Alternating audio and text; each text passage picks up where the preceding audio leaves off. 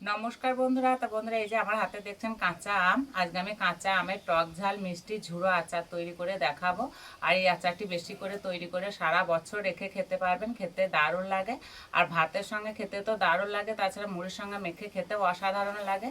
তা পুরো ভিডিওটা দেখতে থাকবেন, আশা করছি খুবই ভালো লাগবে। আমগুলোকে প্রথমে আমি কেটে নেব। এই বোটা দিকটা কেটে বাদ দেবো।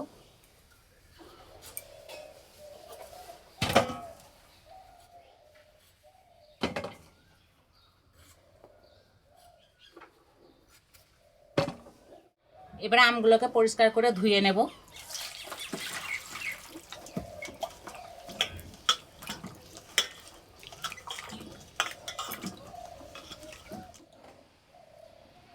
আমগুলো এবার মুছে নেব।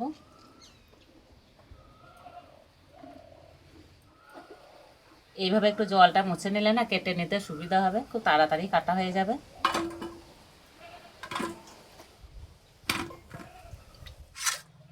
যেহেতু আজকে আমি ঝুড়ো আচার বানাবো, সেই জন্য আমগুলো একদম ঝুড়ো ঝুড়ো করে কেটে নেব।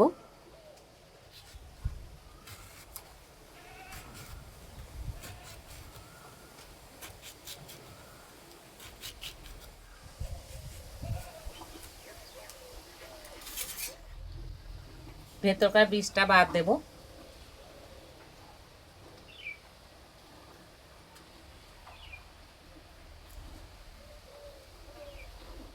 ঠিক এইভাবে সমান করে নেব, এইভাবে কেটে নেব।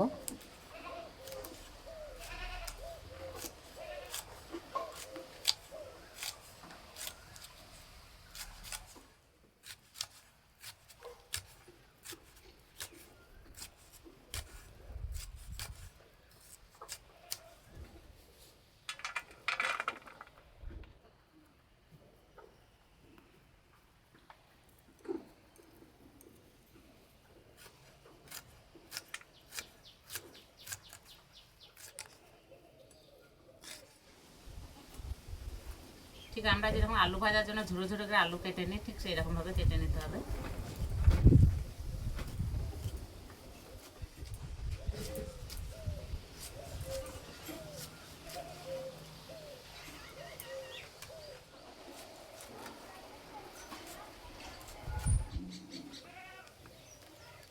সব আমগুলো কেটে নিয়েছি, আর দেখতে কত সুন্দর লাগছে। এবার আমের মধ্যে 1 চামচ নুন দিয়ে ভালো করে মাখিয়ে নেব।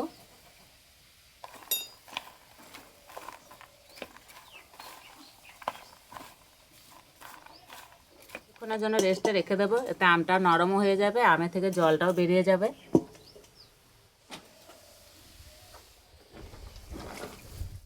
উনান জ্বেলে উনানে কড়াই বসিয়ে দিয়েছি। এই আচারের জন্য প্রথমে মশলা ভেজে নেব।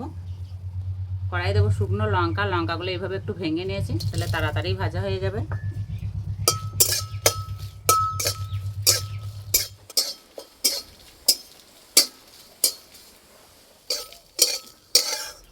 লঙ্কা ভালো করে ভেজে নিয়েছি, এবার বাকি মশলাগুলো দিয়ে দেবো। দেবো গোটা জিরে, গোটা ধনে, 5 ফোড়ন, কালো সর্ষে,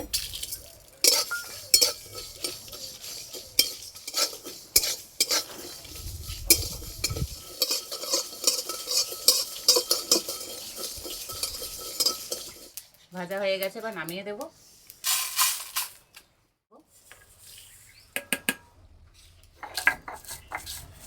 যে কোনো আচারে মেন মশলা হচ্ছে ভাজা মশলাগুলো।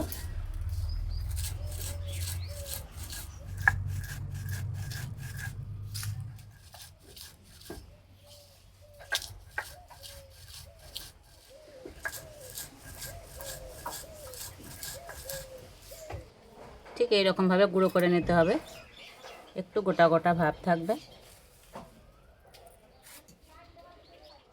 চাপাটা খুলে দেব। এই যে আমের থেকে অনেক জল বেরিয়েছে, এবার একটা কাপড়ের মধ্যে নিয়ে নেব।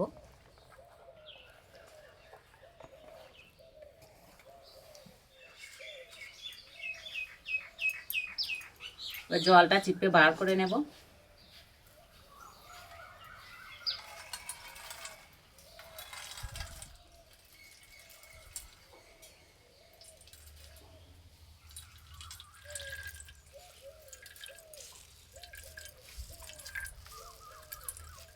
এবার একটা জায়গার মধ্যে ঢেলে নেব। এবারে আমের মধ্যে দেবো চিনি। চিনি খুব একটা বেশি দেব না, দেবো 2 চামচ ভাজা মশলার গুঁড়ো, রঙের জন্য কাশ্মীরি লঙ্কা গুঁড়ো, আর দেবো অল্প একটু নুন। একসঙ্গে ভালো করে মাখিয়ে নেব।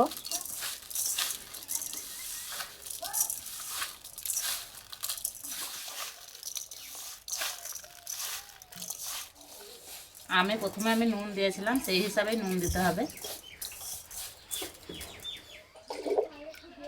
উনান ধরে আবার কড়াই বসিয়ে দিয়েছি। কড়াইয়ে দেবো 1 বাটি সর্ষের তেল, আর এই আচারের জন্য সর্ষের তেলটা একটু বেশি লাগবে।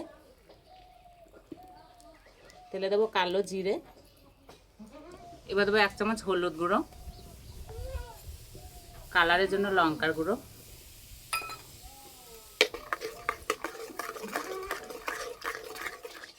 এই তেলে মশলা ভাজার সময় খুব একটা জোরে জাল দিলে হবে না। এবার দেবো শুকনো লঙ্কা, কাঁচা লঙ্কাগুলো এইভাবে ছোট ছোট করে ভেঙে নিয়েছি।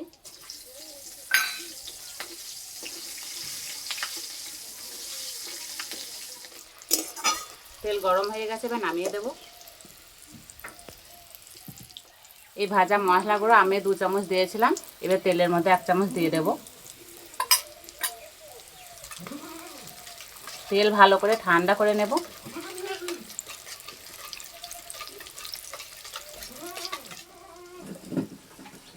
এই আমটাকে আমি রান্না করব না, বয়ামের মধ্যে ভরে দেব।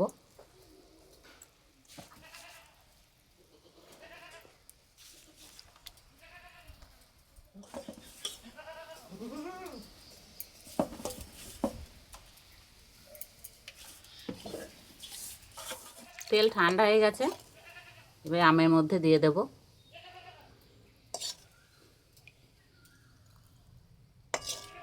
আর যা সুন্দর গন্ধ বেরিয়েছে।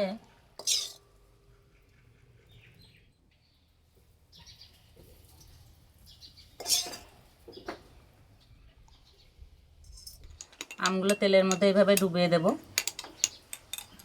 মাঝে মধ্যে রোদে দিলে না এই আচার সারা বছর ভালো থাকবে।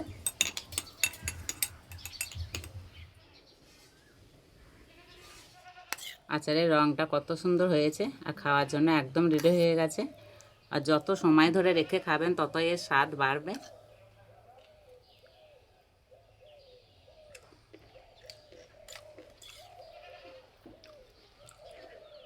দারুণ খেতে হয়েছে।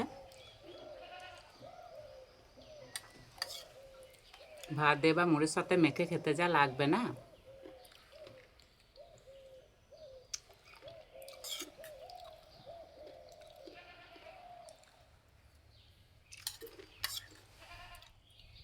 এইভাবে তৈরি করে খেয়ে আমাকে কমেন্টে জানাবেন কেমন লেগেছে। তো আজকে আচারের রেসিপিটি ভালো লাগলে বন্ধুদের সঙ্গে শেয়ার করবেন, চ্যানেলটি সাবস্ক্রাইব করবেন। তো আজকে এই পর্যন্ত আবার অন্য কোনো রেসিপিতে দেখা হবে। সবাই সুস্থ থাকবেন, ভালো থাকবেন।